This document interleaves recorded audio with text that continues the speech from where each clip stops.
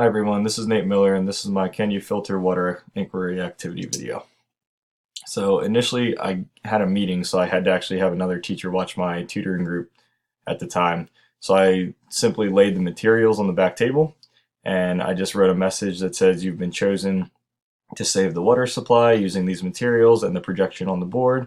Come up with a plan. You have from now until 3:45 p.m. to create and research a plan. So the only thing that I gave them on the board was just a model or a diagram of the different parts of the earth so that the kids have an idea of what water filters through, and then they needed to do everything from there. The only other hint that I gave them was the alum should be the first step. So then here's just a couple pictures of the preparation that we chose to use.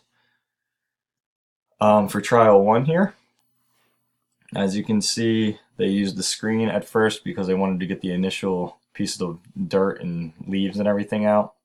And then it went through the alum. Then they took it to sand, cheesecloth, charcoal, and bedrock.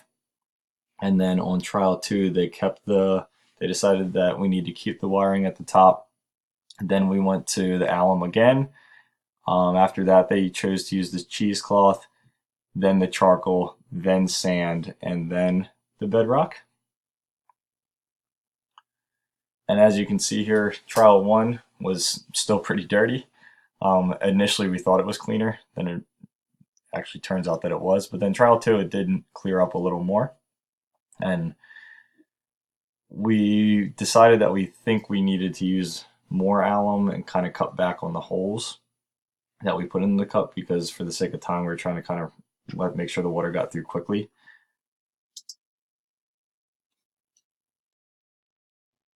So in regards to, is this activity teacher guided or learner self-directed?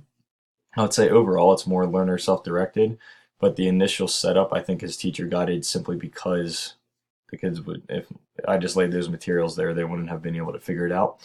So as far as the orienting questions, I gave the kids the initial question of, can you filter the water? And then as the inquiry activity progressed, then the kids, they're the ones who started asking the questions. Well, maybe we should do this. Why are we doing this? Why don't we use this, why not use the gravel at the end to represent the bedrock? Just, for example, a couple questions that they were asking. So then in regards to evidence, I didn't tell the kids what they were looking for. They knew that the initial question was, let's filter the water and see if we can clean the water. But after that, they were the ones that needed to decide what to collect. So through the activity and through their conversations, they were simply just comparing which water was cleaner, and then they were using some of the research that they thought or that they read about to determine their next steps. In formulating explanations from the evidence, again, the kids were the ones that were taking the evidence and drawing their conclusions, summarizing what they noticed. Okay, well, we saw that the water in between these two steps cleared up a little bit, so maybe in our next trial we should switch those, and so forth. They were ultimately the ones that were evaluating through the activity. And then as far as communication goes, because the only communication that I gave them was that initial sheet that said they need to save the water, they were the ones that really communicated throughout and said we need to do this and then try this step instead. So overall, I would say this is learner self-directed, aside from the initial, this is what we're trying to solve here.